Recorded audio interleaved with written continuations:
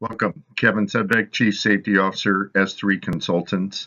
And today we're going to talk about some of the helpful information that the AFS 910 Program Office presented at the Fusion Safety Conference. Pretty useful, so let's get going.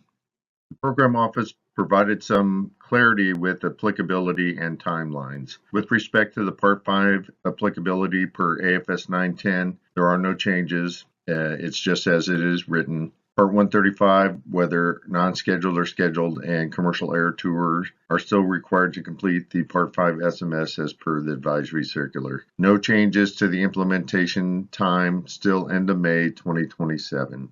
Some of the program office tips, they said there's no reason to submit a declaration of compliance early. And they also said what you need to do is establish performance of your safety management system that you have designed and implemented, and then recommend implementing your SMS and developing the performance prior to submitting your declaration of compliance. And they did stress that the SMS is ever evolving, so continuous improvement is key. So from what I gathered from that is that they want the aviation service providers, you all, to develop and implement or design and implement your SMS, start gathering data through audits or safety risk management, safety assurance, so that when they come to do surveillance after you submitted your declaration of compliance through the normal processes, they're going to assess the performance of the SMS, and we'll talk about that in later slides. Fusion Safety Conference. The AFS 910 Program Office stressed it is the safety management system. It's not the SMS program, but is a system much like the General Operations Manual or the General Maintenance Manual. Major point, they hit it hard. This means that it's not a program or just another thing on the shelf. What they want to see is that safety is fully embedded into the company's daily aircraft operations, and therefore, when they come and do the surveillance, they're going to assess the performance of the system, and they want to see how your safety management system is embedded into your daily operation. And to the point, the program office feels a program can be removed or replaced from a system, but the system will still operate regardless if the program is resident in the system at all. At the example, let's say hypothetically that all birds in your area cease to exist. So the bird strike program will go away, but the safety management system will continue to operate. That's their feeling on the subject. All right, next slide. Things they talked about was the FAA validation of the SMS. And the key point of this presentation was that the SMS will just become a part of the normal surveillance process by your local flight service district office. So when the FSDO does a surveillance or ramp check, at that time, SMS performance will be checked. So that's when they'll ask questions, like for a ramp check, they'll ask them, how do you report? Show them how to report a hazard. What do you do if there's an issue? They'll ask, did you get your safety training? They'll want to show how you did it. So it'll be things like that when they come and do a surveillance or a ramp check. And that was a major point. The FAA will be assessing SMS performance. They're not going to look at your design. They're not going to make you demonstrate it. When they show up, they want to see how it's performing. And they'll start asking the frontline employees, and then whoever's in charge of the system, they'll start asking more pointed questions about how it operates, how you do the training, how you do the ERP, how did you train the accountable executive, things like that. So the FSDO will focus on the performance, and then the FSDO will resolve deviations of the SMS performance by addressing the Part 5 requirements through the normal FAA compliance program as necessary. And so that's how you're going to find out if your system's not working as designed, or as the FAA feels it should have been designed. So more to come on that, I imagine.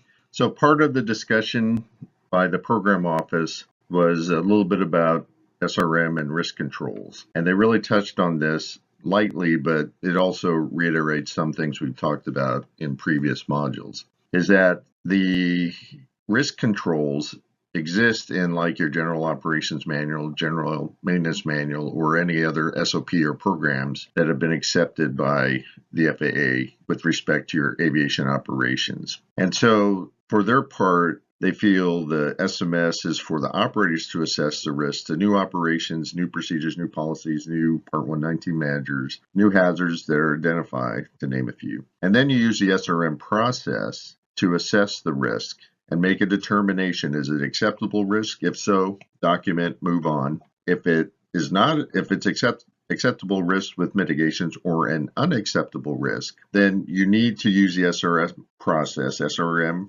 safety risk management process, to determine the risk and to address it through a safety control. And that way you can say, now it's acceptable risk and we put in mitigations. Here's a safety control. Here's how it's embedded. We redid the SRM. It's either acceptable now or still with mitigations, but we feel it's low enough we can operate. If it's an unacceptable risk, then you have to eliminate it or mitigate it to an acceptable level with mitigations. So when you design risk controls to eliminate or mitigate risks of flight operations, you have to make sure that it works and it's acceptable to your operations, and you implement it, document, train, and save all the documents for 24 months. And so they touched about the aspect of risk controls that are implemented as part of hazard identification and risk assessment. So they did touch on it, and we'll talk about it more probably in future modules, specifically the SRM one. The program office touched on safety culture and the SMS. And per the program office, it's their feeling that a robust safety management system with positive safety culture is necessary to have safe flight operations, as you see. And what this means to them is that this is like a tripod, and safety management system is one leg of the tripod. General operations manual or operations is another leg of the tripod. Maintenance or the general maintenance manual is the third leg of the tripod. And what that means, if you knock out one leg, then the tripod falls over. If you don't have safety infused in your operations, if you don't have your operations with their safety controls infused, if you don't have the maintenance with their safety controls infused, then you can't have safe operations and a positive safety culture. And so why does this matter? Because per them, the Part 5 safety management system helps the operator to improve the operator's safety culture by infusing the safety system in all aspects of flight operations and maintenance. And in their opinion, it's a shared value. It's something that's infused in maintenance, it's infused in operations, and thus everybody shares the same value. Even though, the pilots only fly and the maintainers only maintain, but everybody is ensuring safety is going on to ensure safe flight operations. Expect to see more of this discussion from the FAA on the importance of safety culture. Right. One of the good things about this presentation was we were able to ask questions and get answers from the program office about the Part 5 SMS. And of course, one of the questions that was answered by a lot of people was the interfaces question. However, the FAA answered it with an example, and their example was an operator and an airport, both with Part 5 SMSs. So what happens is the operator's out taxiing out at night, and one of the blue taxi lights is out, or one of the takeoff and landing lights on the runway is out.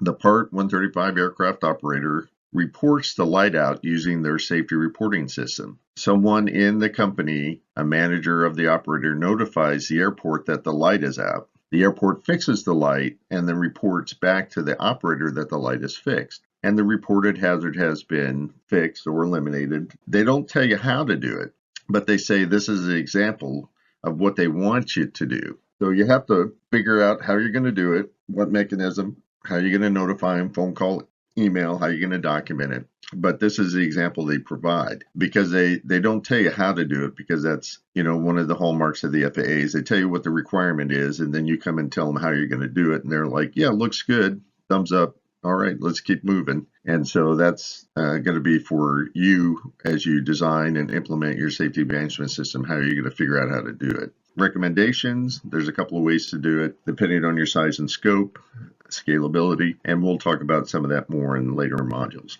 The other question was the sole operator question, asked to find multiple employees. The answer they gave was there could be no other employee that does safety-sensitive work for the aircraft operator, Part 135, scheduled or unscheduled, and the commercial air tour operator. So that made sense, as long as you could have other employees, but to them, multiple employees means someone who's doing safety-sensitive work. So no other pilot, mechanic, dispatcher, flight attendant, only the one-stop shopping, the one employee who does flying, fixing, does the brief to the pilot, to the passengers, loads the cargo, dispatches himself, provides the care and maintenance. So that's how they do it. The key phrase, safety sensitive position as per the FAA. All right, questions. If you have any questions, ask them below if you have subscribed to our channel. That's how you ask questions. Subscribe and like, and then we'll keep this free content flowing and have someone else pay for it. And I'm Kevin Sedbeck, Chief Safety Officer for S3. Talk to you in the next module.